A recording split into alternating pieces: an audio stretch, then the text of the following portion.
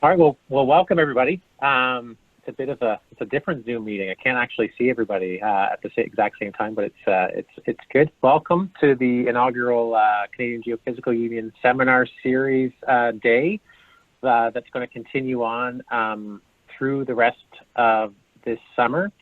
I'm not sure if it's very apparent from some of the emails that have been going around. We're kind of trying to organize this seminar series at the same time as getting it started quickly.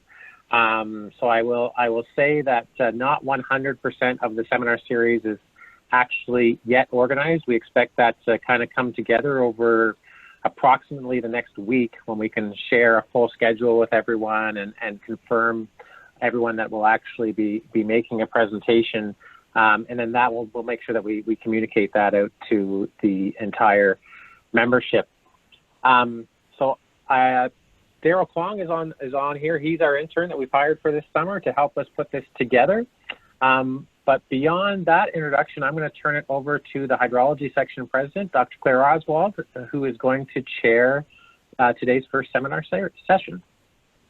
Great, thanks very much, Carl. Can everybody hear me? I'll just base it on your guys' nods there. Okay, so thanks so much to Carl and Daryl for getting this organized, and thanks for putting a hydrology session first. We really appreciate it. I am the outgoing president of the hydrology section, so stick around for the hydrology AGM after this to see how the executive is moving around, see what we've been up to. Just a quick note for the presentations. We have 3 presentations today. And, you know, usually at the actual conference, we would have time for questions after every presentation. And we'd like to still do that so that our presenters can get a little bit of feedback. So what I'm going to ask that you do is, if you have questions after the presentation, to put them into the chat box. And then what I'll do is keep an eye on the chat box, and I'll either ask the question, or if the questions may be better asked by the person who posed it, then I will just call on them to unmute themselves and ask the question. We will want to stay on track, so not more than 3 or 4 minutes per speaker for questions. Okay, so Gabriel, if you want to get your presentation queued up. So our first speaker is Gabriel Dubé, who is a student at the University of Waterloo. And he is going to be talking about preferential flow in the Vados zone of a reclaimed upland. Gabriel, take it away. Right. So over 900 square kilometers have been disturbed by surface mining alone in the Alberta oil sands region. Now, approximately 1/3 of this landscape is comprised of peatlands, which are important not only for supporting ecosystems, but also for sequestering carbon and maintaining hydrological connectivity within the region. So in order to meet reclamation requirements, oil companies teamed up with several research groups in order to create one of the first ever reclaimed peatland systems. So on the left there is kind of an aerial view of the watershed. What you'll notice is that the upland area is quite a bit larger than the fen. And the reason for that is that the upland has an aquifer that supplies water to the fen. And we wanted to make sure that there was enough recharge happening in the upland to maintain adequate water levels in the fen. And actually, to help increase recharge even further, several furrows were incorporated into the final design of the upland. So in the schematic on the right there, you can see those horizontal striations. Those are furrows that were orientated perpendicular to the slight slope that the upland was on towards the fen. And so those furrows were able to capture overland flow and increase infiltration, and therefore increase recharge. So here's kind of a schematic cross-sectional view of our upland and fen. So on the left is the upland.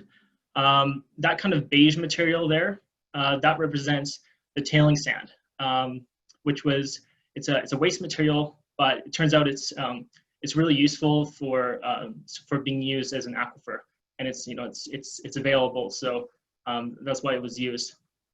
And that tailing sand was capped with a standard soil prescription known as LFH mineral mix, or just LFH. And LFH is it's a finer material, so it's able to hold on to water better, which is why it was used, because it can support vegetation better.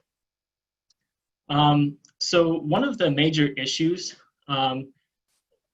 posing kind of a threat, I guess, to the success of the fen is the presence of elevated concentrations of sodium in the tailing sand. And this continues to be an issue because there's still quite a lot of the sodium present in the vadose zone above the water table. And every time there's a rainfall event, some of that sodium gets flushed out by percolating water.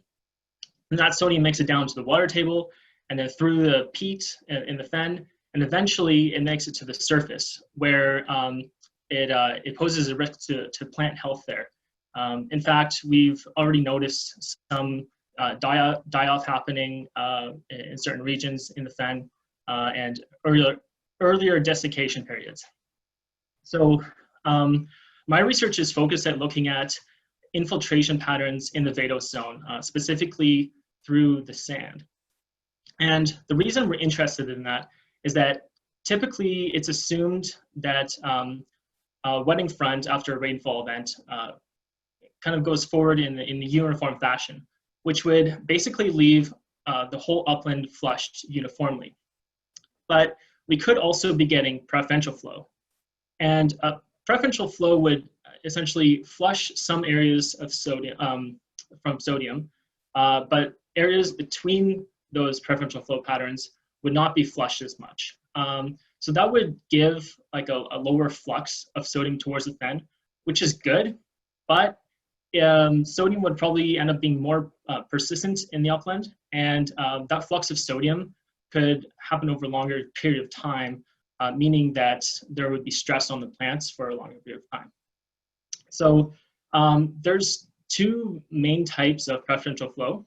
The first type is macropore flow, which is a rapid flow along larger pores, such as roots or cracks or worm burrows.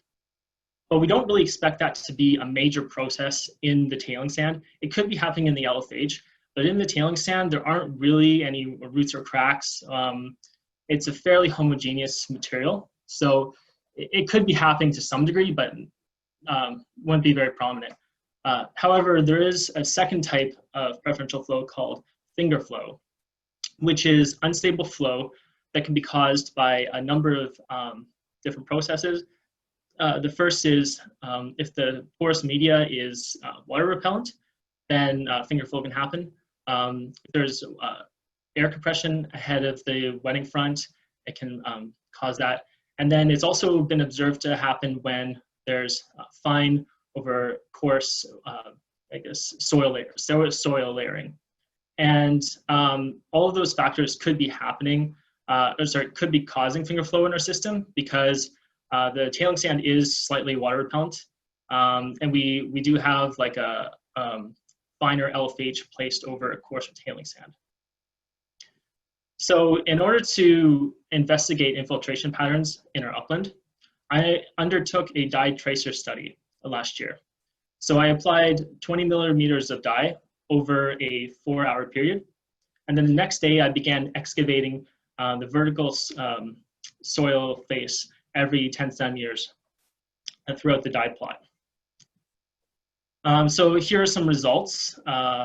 Just kind of typical pictures that I would have seen as I was digging up that dye plot. The yellow line there represents the interface between the LFH and the sand. So remember that I said that there were furrows that were incorporated into the upland. Those are kind of found in the center of the image here. And what you'll notice is that almost all of the flow, either through the LFH or the sand, is occurring beneath these furrows, which speaks to the importance of these furrows for accumulating any overland flow and converting that into infiltration. And the second thing that you'll notice is that flow through the sand here, it has very little lateral dispersion, diffusion. And that's pretty characteristic of finger flow or any kind of preferential flow. So in order to investigate this further, I undertook a numerical analysis using MATLAB. So I used MATLAB to basically detect dyed versus non-dyed pixels. And then from there, I did perspective transformation on the images in order to correct for a camera angle. And then I could do any kind of analysis I wanted to on dye location in the sand. So a final image would look like this. It would be centered on the furrow with 50 centimeters on either side of the center line, which would give me a 1 meter cross-sectional area to look at. And there are a number of metrics that I could have used to kind of better understand where the dye was located.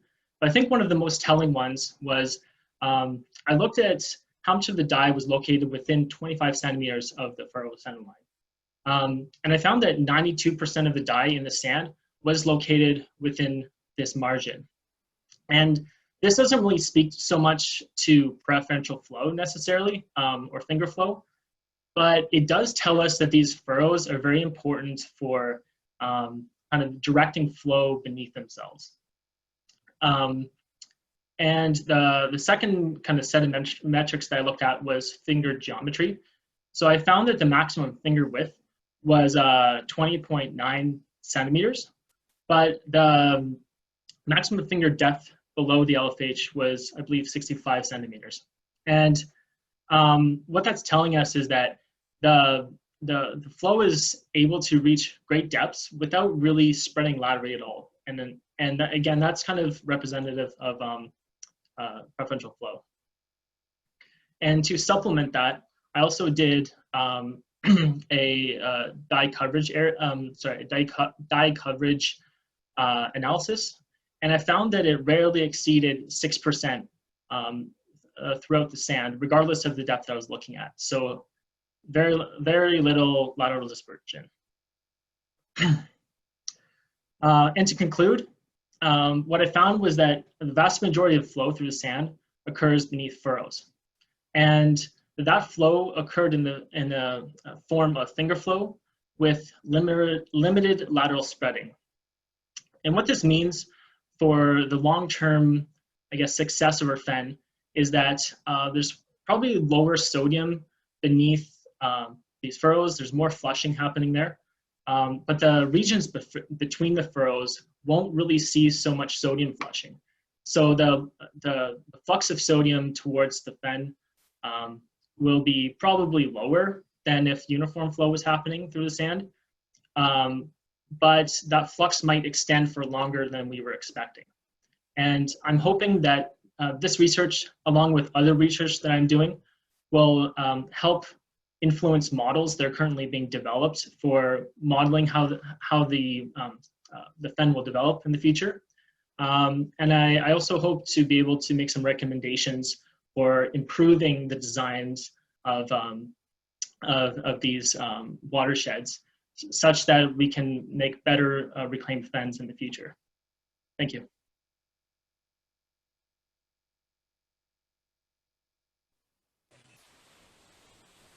Great. Thanks so much, Gabriel. That was really interesting. So I'm going to watch the chat here. If anyone has any questions, feel free to type them in. Just to get started, Gabriel, I noticed in your cross-sectional photographs there that there was quite a bit of large organic matter in the LFH layer, maybe some big roots or branches, and I'm wondering why those weren't acting as preferential flow paths. So there is likely a preferential flow happening through the LFH. I didn't really speak so much to that just because I had a limited time here. But there definitely was preferential flow happening, and I think that actually helps the dye break through into the sand, because there's basically what we call a capillary barrier between the finer LFH and the tailing sand. And so by having these basically preferential flow paths in the LFH, it helps direct some of that flow down into the sand. Otherwise, the LFH would be more inclined to retain that moisture, the percolating moisture. And secondly, these furrows, because they receive so much more water, I also believe that there are more, there's more vegetation growing in these furrows. And so we get a higher root network, which is also, it's basically compounding that effect of rapid flow beneath the furrows. Great, thank you. Yeah. I see there's also a question in the chat box from Scott Ketchison. Scott, do you want to unmute yourself and ask the question?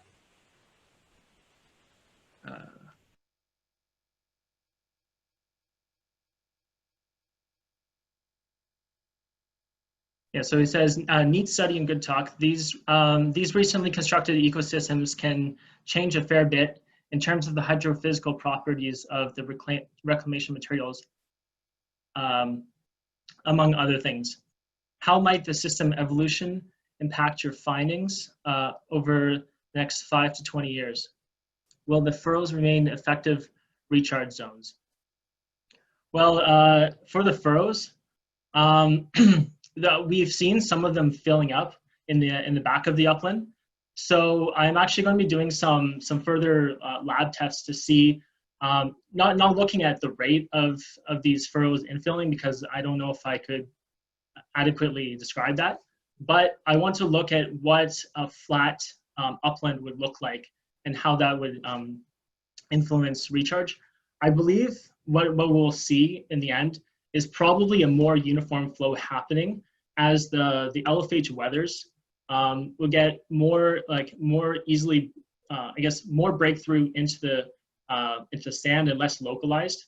So, but I don't know what time period that would occur over, because we don't really know how quickly these furrows are infilling. Yeah.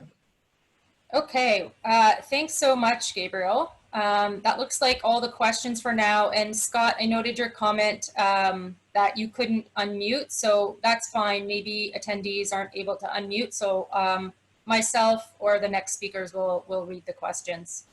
So thanks so much, Gabriel. And if anyone has follow-up questions for Gabriel, don't hesitate to contact him.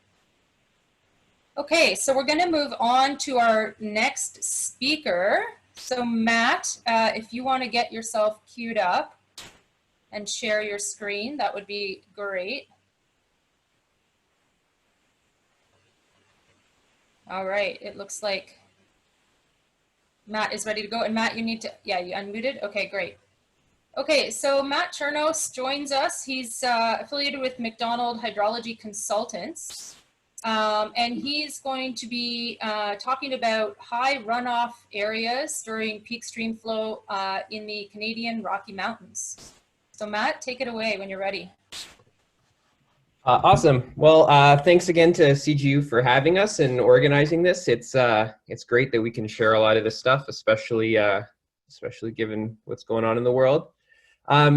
So what I'm going to be talking about today is essentially where water comes from, and especially in the eastern slopes of the Canadian Rockies, and what that means for forestry and forest disturbance. So the motivation for this work is that removal of vegetation has a pretty big impact and can have a pretty big impact on runoff processes. So one of the key ones is it reduces interception. We end up having deeper snowpacks in areas that are unforested. And also when the snow melts in the spring, it also melts a lot faster because there's less shading. So what ends up happening with all of this is that we end up having likely higher runoff, and it also is more intense during the spring. And so the implications for some of this then are that all these areas where forest is removed are not equal. So higher areas typically contribute more to runoff to peak flow. Lower areas have less precipitation, and runoff also occurs prior to freshets. So a lot of the valley bottoms essentially melt out before flows peak. Likewise, there's some aspect influence as well. North aspects are shadier, so they don't melt out as quick. Snow tends to persist longer, whereas south-facing ones can be dry quite early in the year. Anyone who lives, west of Calgary knows that you go hiking in the spring on south aspects and not on north aspects. But all of this essentially means that disturbing these areas that are higher elevation or that are melting out at the same time as freshet can disproportionately affect runoff and in particular peak flows. So this isn't really anything new, especially in snowmelt dominated watersheds, higher areas get more snow. So one of the ways that we have been dealing with this is what's called the H60, which is essentially just drawing a line across the landscape, like I've coarsely done here, and it's representative of where 60% of the watershed lies above and below. And so this is a pretty coarse filter, but it's useful as a land management tool. But some of the weaknesses are similar to what I just alluded to before. So you can see on the right side of the picture, a lot of the areas above the H60 are already dry. So this is a picture taken about a couple of weeks ago. So just starting to what would be peak flow period in this particular watershed. But if we look on the left side of the photo, you can see there's still tons and tons of snow remaining. These are, much wetter areas on the left. So this coarse filter works as kind of a first estimate, but it is, again, it's got probably some room for improvement, or hopefully I can convince you it does. So what we did here is we took a whole bunch of watersheds on the eastern slopes of the Canadian Rocky Mountains. So we're talking about essentially everything between Calgary and Banff. And we used a hydrologic model to simulate stream flow and then figure out where the water comes from. And we did this under baseline conditions, so historical over the last 30 years.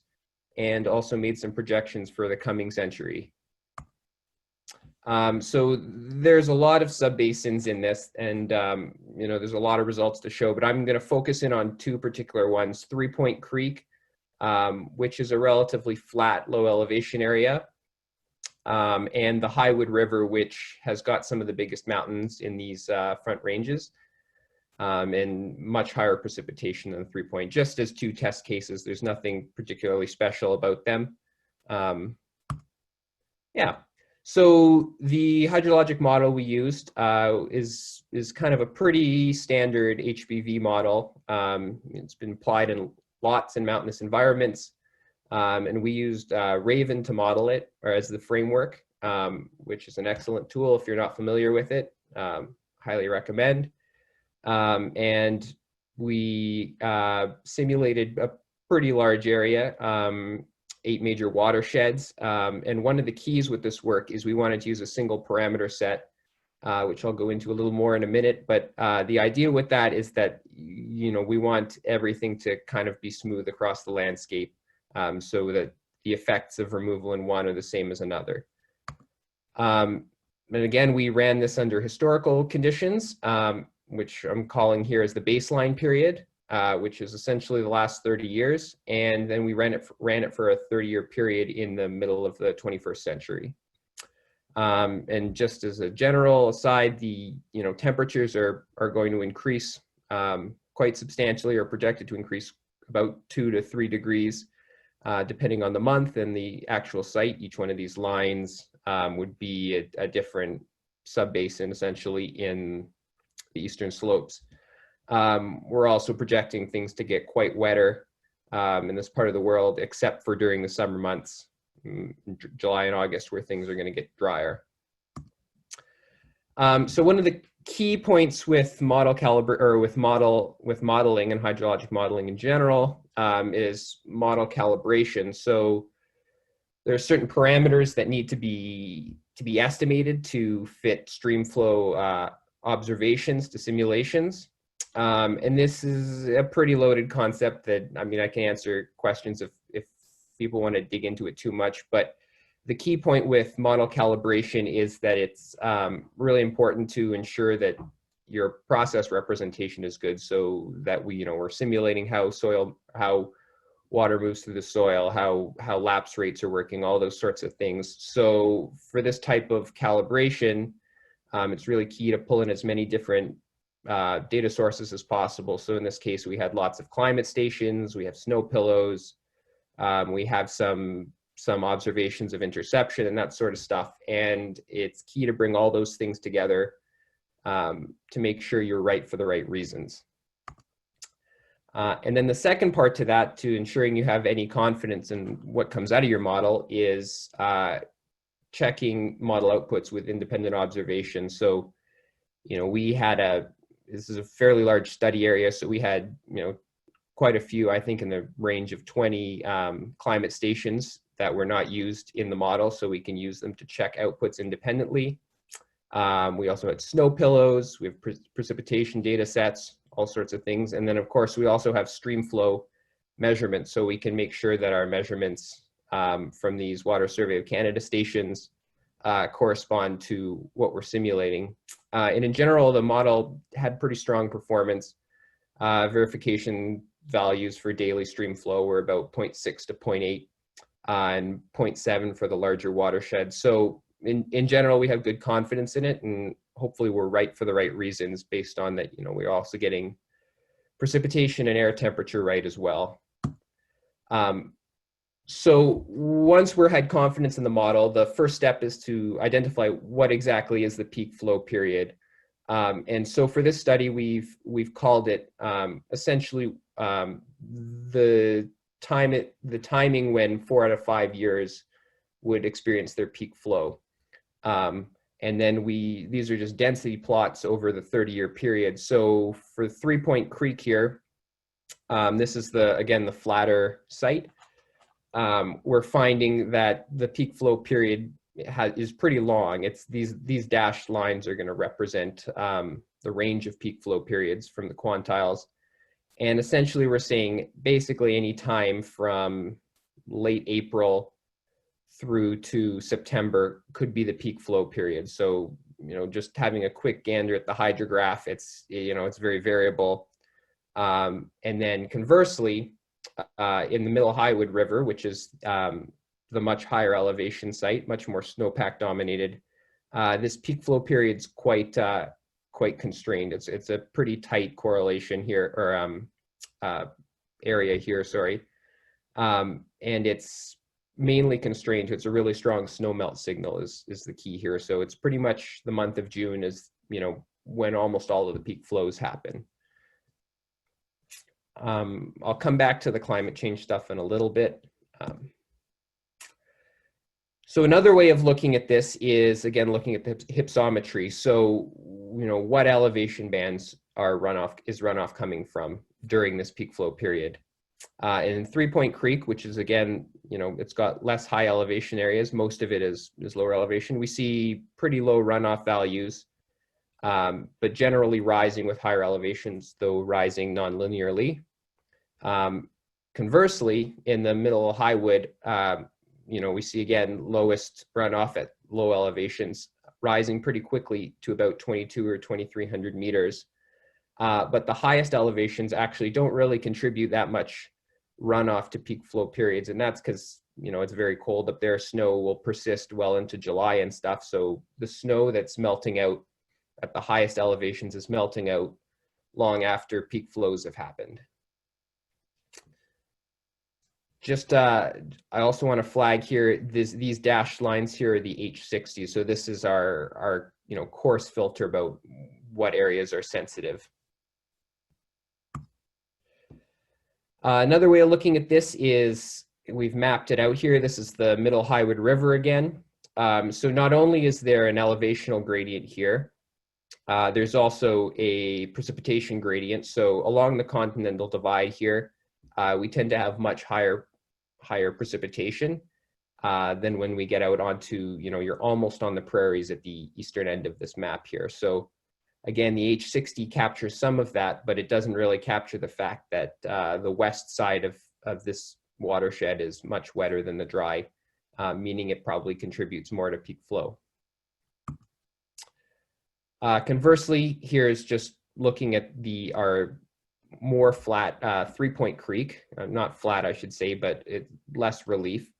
It's got much less water because it's further east, and it's also got a peak flow period that is much more variable. It spans the entire ice-free period. So all of this is to really emphasize that there's pretty important spatial differences between areas. Here's looking at this is peak SWE, so peak snow. You can see that snow is really, really concentrated along the western margins of our study area here. And there's a lot of variability. If you're in 3-Point Creek, your snowpack's quite low, whereas if you're in the upper Highwood here, your snowpack is quite deep. So again, we ran these under future simulations, and what we generally find is actually the runoff during the peak flow period decreases at most elevations and only increases at the highest elevations. And that's for a couple of reasons. One, snow melt is going to melt out sooner with higher air temperatures. And the other key factor is, again, going back to this density plot of peak flow periods. This is looking at the Highwood here. Under future conditions, we're expecting less strong snowmelt signals. So more of our precipitation is going to fall as rain. We've got a longer period where peak flows could occur. So that variability is really going to increase, or is projected to increase in the future. So just to conclude here, the results of the study, they generally align with increased sensitivity of high elevation areas to forest disturbance. This is something we've known for quite a while. The H60 is a good high level coarse filter. But I think this study hopefully should convince you that, the H60 is just the start of it here, really. We need to dig down into, understanding that peak flow follows a continuous gradient rather than some binary level of sensitivity. There's, of course, regional variability as well. Areas get higher precipitation, some areas get lower. And finally, things are also going to change under climate in the future. So, we really need to be taking that into account as well. So hopefully I've advocated for applicability of a more localized approach. And with that, I'd like to thank our funders. If you want slides to share, they're on this link. And thank you. Great. Thank you very much, Matt. That was really interesting. I just want to acknowledge that it seems like there's a couple of people who have gotten into our chat room and are populating it with non-hydrology related comments. One of them's been removed. It looks like there's another one. This is not something that we support. And so I think Daryl and Dita are working to remove those people. So Matt, I see we have a couple of questions in the Q&A that are hydrology related. The first one, and I understand that the attendees can't unmute. Daryl, I don't know if that's something, or Dita, that's something that we can change, but until I hear from you, I'm going to read these questions out, Matt.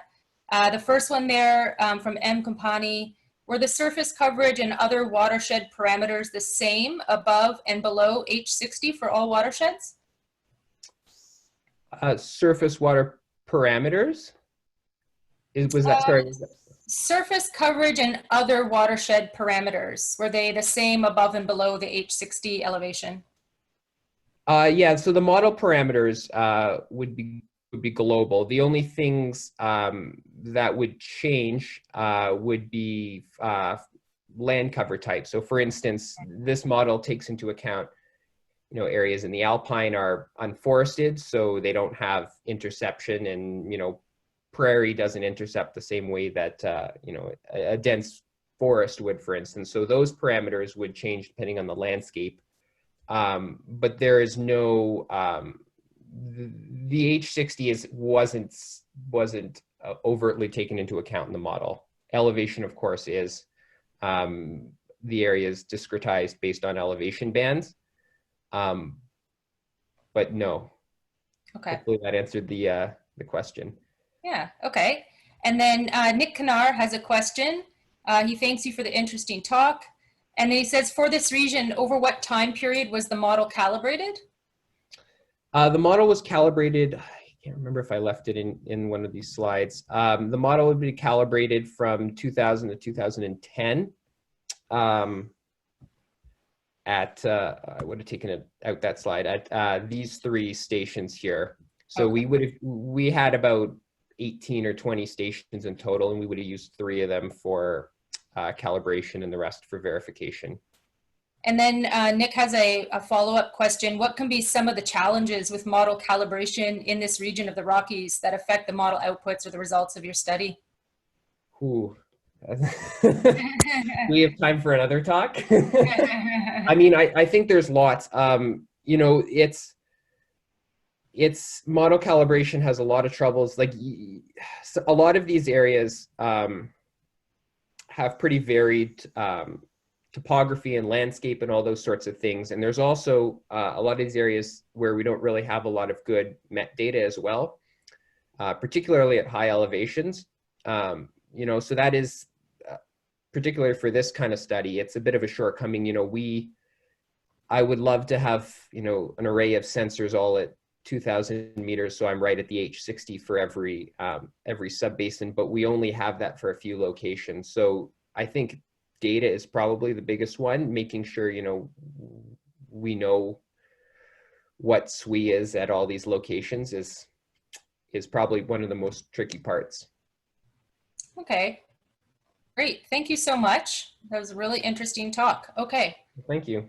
So I think we will, in the interest of time, we're going to move on to the next speaker.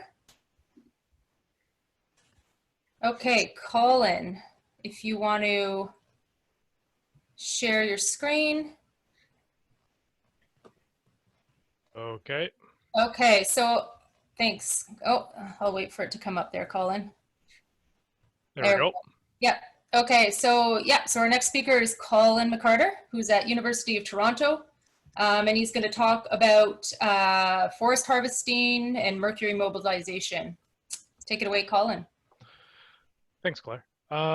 So I'm really excited to be here on the first inaugural CGU web series, and I'm really excited to talk about and kind of share some of the research I've been doing over the last 2 years on looking at the mobilization of mercury due to hill slope harvesting of forests and different forestry practices and how that impacts mercury mobilization and down gradient impacts in peatlands.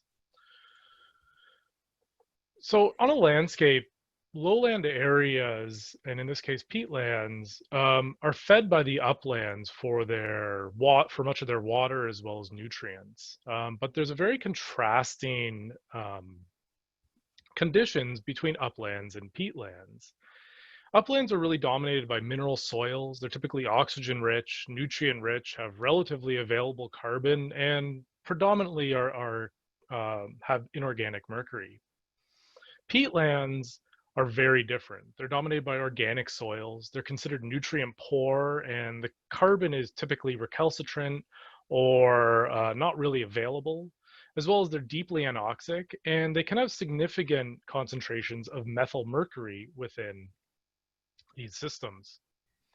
And so the flow of water and nutrients and carbon from the upland to peatlands creates these interfaces on the landscape where these two landforms meet. And they can be areas of intense and high biogeochemical activity. Any changes that subsequently happen to uplands and affects things like DOC mobility, mercury transport, nutrients, water, can impact the mercury dynamics within peatlands. And one of the largest changes on the landscape for for uplands is forest harvesting. In general, forest harvesting has a really unclear impact on mercury in down gradient systems. Some studies find an increase and some studies find a decrease. And when you think about it, there's a lot of moving parts within this that's occurring. Essentially, when you clear cut a system or a hill slope, like in the second diagram here, and the residual biomass is left on, and the residual biomass is trees that are unusable, branches, twigs, leaves. You create a system that is quite different from the undisturbed conditions. However, when you remove that residual biomass for things like alternative fuel or energy production, which is becoming quite common in parts of North America, you change the conditions. And so these two systems are likely to have contrasting or at least different hydrological and biogeochemical changes and controls on down gradient systems. And so we can put some hypotheses together where when we leave the biomass on and we kind of have the traditional clear cutting, runoff and mercury fluxes are going to increase. And this is going to drive an increase in peatland methylmercury, which is the bioaccumulating neurotoxin that we're worried about for both ecotoxicological as well as human health issues, as well as we're likely to see an increase in peatland invertebrate methylmercury concentrations. When we remove that biomass, we've removed that insulating evapotranspiration barrier of the residual biomass. And so we expect decreased runoff and decreased mercury fluxes, driving a proportionally decrease in peatland methylmercury and bioaccumulation. So these hypotheses really drove our overall objective, which was to understand how the removal of biomass and clear cutting affect mercury dynamics of a wetland hill slope continuum. And two primary sub-objectives were to, one, determine the effect on mercury runoff from harvested hill slopes with and without biomass. Essentially, do we mobilize more mercury? And two, what is the down gradient impact of methylmercury accumulation, both in the peatland itself, but also in vertebrates due to these forestry practices? To do this, we had a field scale environmental manipulation study where we employed a full before-after control impact experimental design. We had 2 years of pre-disturbance data, pre-harvest, and 2 years after. We were able to measure subsurface runoff continuously, and water was sampled regularly in the spring, summer, and fall. Now, to compare these systems and to tease out statistical differences, we use mixed effects models and a treatment control ratio. So essentially, we temporally paired all of our measurements and divided the treatment measurement by our control site. And this allows us to account for, or at least mitigate, things like interannual hydroclimactic variability. The study site itself was located in the Marcel Experimental Forest, just at the northern tip of Lake Superior, or sorry, the western tip of Lake Superior, I should say. And it occurred in the S7 watershed, which is an upland peatland watershed within the area, and it's a typical headwater catchment within this region.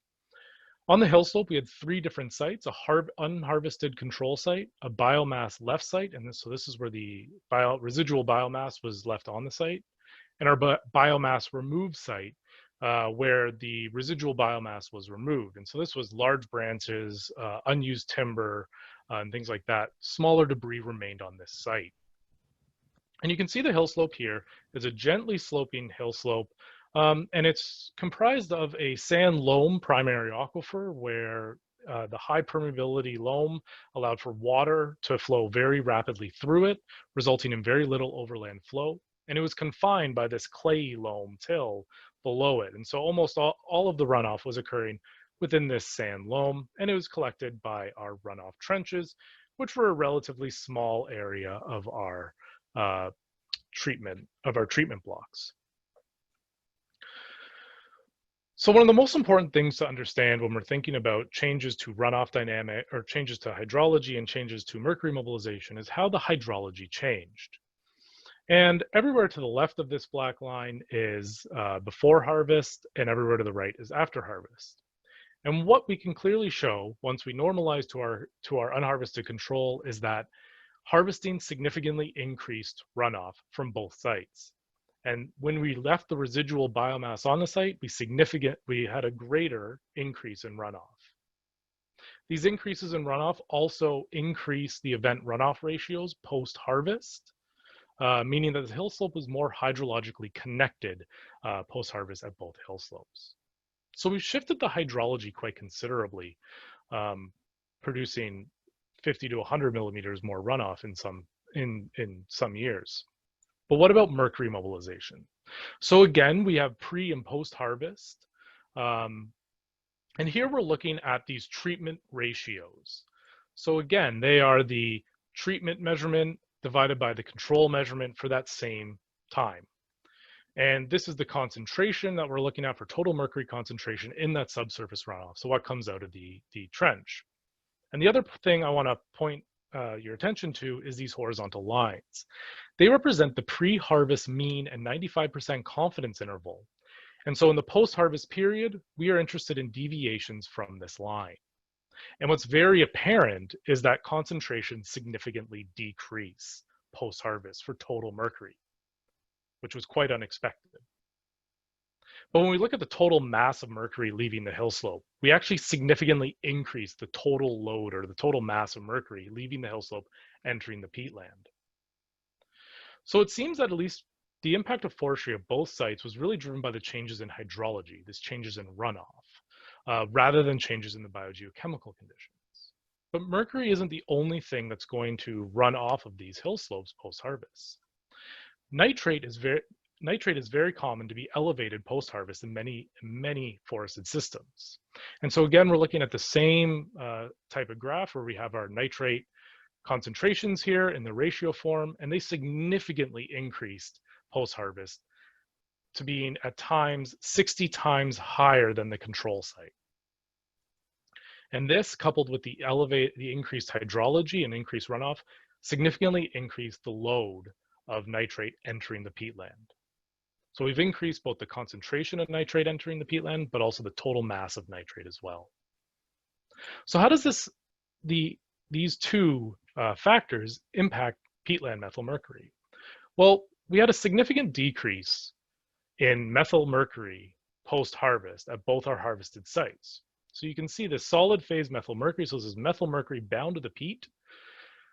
We decreased methylmercury at both sites and increased it at our control site. This was really counter to our thinking. We had thought that the increased total mercury loads would increase our methylmercury. And when you normalize this for interannual variabilities, you can definitely see the clear impact. It seems that this decrease was really driven by the increased nitrate, both concentrations and load, leaving the hill slopes. Effectively, we're creating a redox block within the system.